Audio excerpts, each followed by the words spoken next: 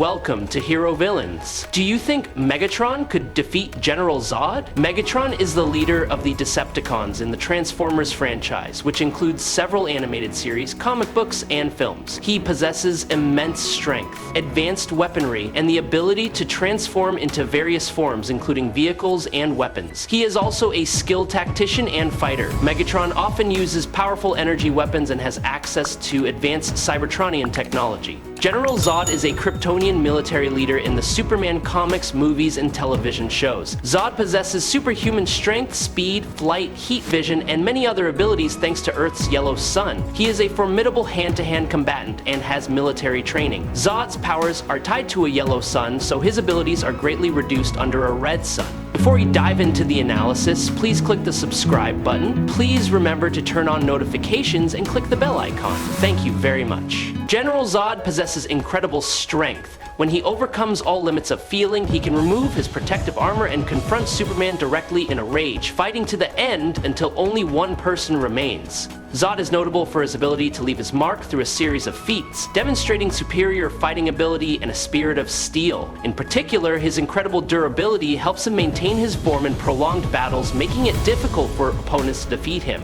General Zod possesses a clear advantage in speed over Megatron in his robot form, while also being superior in physical strength, especially the ability to throw devastating punches. In the first part of Transformers TF1, Megatron easily defeated Optimus Prime and survived powerful attacks. He also withstood the impact of an extremely high-temperature F-22 missile, one of his weaknesses, without being instantly destroyed. Additionally, Megatron has shown incredible endurance when absorbing the power of the Allspark, a creative entity of the multiverse capable of creating worlds and giving life. Notably, the Allspark existed before time itself. However, despite his impressive power, Megatron was ultimately unable to withstand it completely and only lasted a few seconds before overheating and collapsing. It should be noted that this was a severely weakened version of Megatron, as one of his legs had been lost earlier, significantly affecting his fighting abilities. TF1 ripped Jazz in half like he was nothing and threw him away with a light blow that ripped the side of a building off.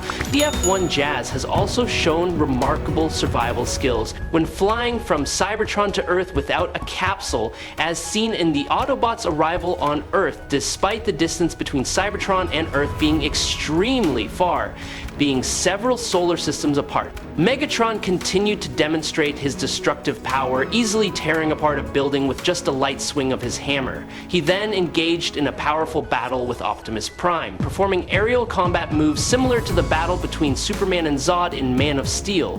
When the two collided with the ground, their landing created a large crater, demonstrating the enormous impact of the blow. With a light flick of his finger, Megatron could send a normal person flying, even denting a nearby taxi.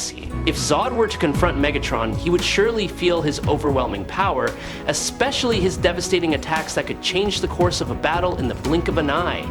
TF2 tanks 2000 LB, JDAM high temperature explosive bombs. Remember, this is his own weakness used against him. Then high temperature sabot rounds fired at the tank, then survives. The Star Harvester's blast along with the Matrix to his face. Star Harvester can withstand the energy of the solar system and the Matrix can have infinite energy, then survives a 481th fall from a pyramid and hits more debris. Then survives being thrown at supersonic speeds along with the Fallen, then survives having his own fusion cannon blast through his face, taking out an eye and part of his brain along with a twisted arm, then survives Prime's amplified thruster blast, which is stronger than his TF4 upgrade. Although Optimus is on par with Megatron in strength, he was apparently able to easily rip through the Fallen's armor with a single direct punch.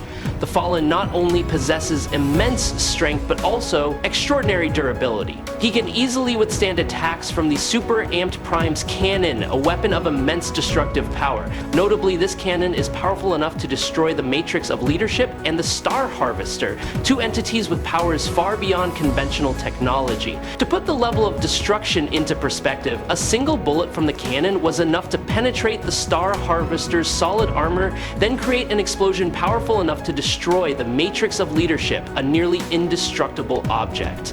With this level of firepower, Prime's combat capabilities, when enhanced, are extremely terrifying, capable of causing devastating damage to any opponent. TF5 last night, Megatron, perhaps one-arm Optimus in terms of power. Who could do this to a Grimlock charging at highway speeds? Plus, a quick calculation would require 2 billion joules plus to push Grimlock away, equivalent to 2.04000 tons of force. And Optimus can rip B's armor off and turn him into a ragdoll. Nemesis Prime vs ZB-27B in TF5 with a single tier can survive a 300 Zeroth fall in land, the mass of Australia falling on his head. End of TF5 can survive accelerated water pressure while clinging to a submarine, TF5 5P5. In Bumblebee 2018 can survive being hit in the head by an oil tanker and a collapsing dam along with the explosion of scatter, plus being turned into a ragdoll by dropkick on various small ships, containers, etc. Optimus resembles Megatron but can apparently rip the Fallen's armor off just by punching him in the chest and ripping off his face. The Fallen can easily withstand super amped Prime's cannons.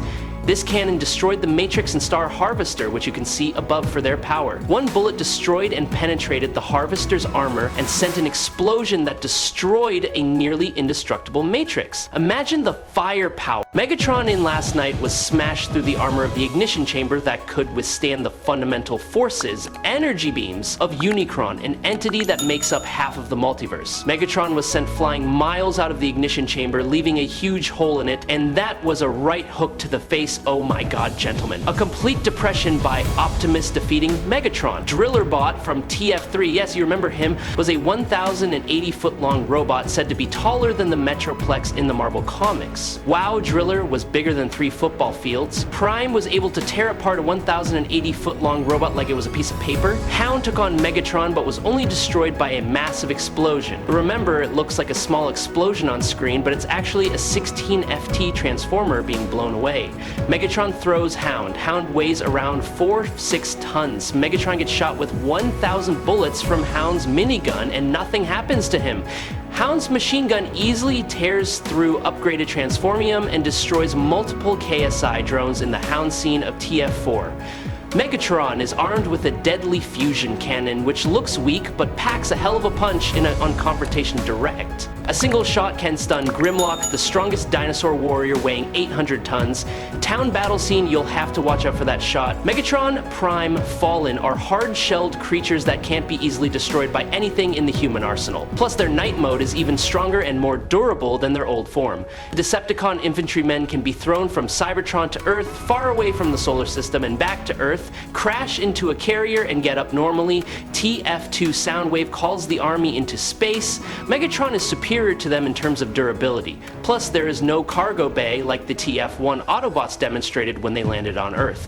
Impressive durability. Megatron and Prime easily tear through infantry lines. Please subscribe to the channel, it helps us a lot, and moreover, you will get to see great videos every day. You are the best. Thank you very much. General Zod possesses incredible power, but he is no Superman. If he were to face Thor, Zod would certainly put up a dramatic and fierce fight, but in the end, I believe he would still be defeated. While Zod is a skilled fighter, he does not have the frequency of appearances, overwhelming number of feats, or absurd achievements that Superman has achieved throughout his history. In the New 52 and Rebirth, the power gap between Clark Kent, Superman, and this is largely because Zod was enhanced by the power of Apollo, the sun god, who gave him and his Kryptonian allies a significant power boost. Zod's most notable feat was when he threw a punch so powerful that it knocked Mongol out of orbit, sending him into deep space. This demonstrates the brutal fighting ability, overwhelming strength, and terrifying destructive power of this Kryptonian general. However, despite his extraordinary power, Zod has not yet reached the legendary level of Superman, who has consistently performed feats unprecedented in DC Comics history. Zod is a skilled, well-trained warrior fighting for Krypton. He has enough martial arts, strategy, and tactics to make up for any lack of strength compared to his opponent. With the exception of taking blows from heavyweight superstars like Superman, Zod, like any Kryptonian, is virtually immune to most forms of harm. General Zod possesses incredible incredible pain tolerance and healing abilities, to the point where he was able to single-handedly remove a kryptonite bomb implanted deep in his brain and still continue fighting. Thanks to his innate Kryptonian abilities and superhuman intellects, Zod can learn an entirely new language in an instant, a prime example being his ability to pick up English in a matter of seconds. Zod's heat vision is not only powerful, but it is also powerful enough to damage himself as well as other powerful entities like the Eradicator. Furthermore, his movement speed is so fast that Superman described Zod as a ghost gliding through space. This is a huge advantage if Zod were to face Thor, as his superior speed could give him the upper hand in a lightning strike. Thor is not an easy opponent to defeat. He possesses magic, an element that could affect Zod, but it should be noted that Kryptonians are not particularly vulnerable to magic, meaning that this alone would not defeat Zod. In terms of combat skills, Zod is a skilled fighter, especially when combined with his superhuman speed. Given the opportunity, Thor could use his godlike strength and destructive lightning to devastate the surrounding area, catching Zod off guard and knocking him out. However, with Zod's current power, he is perfectly capable of defeating Thor.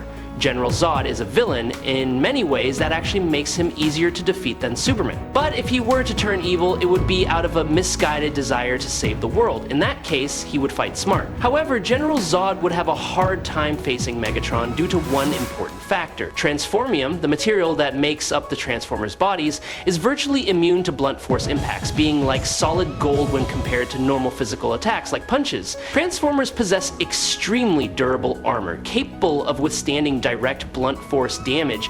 Even a powerful attack from a large object like a fist would not cause much significant damage to them. This means that Zod's usual melee attacks will have little effect on Megatron in a direct fight, so to stand a chance of defeating Megatron, Zod will need to utilize his diverse arsenal and full tactical prowess. Instead of relying on melee attacks, he should focus on exploiting Megatron's weaknesses through energy attacks, heat-based attacks, or flexible combat strategies to inflict maximum damage.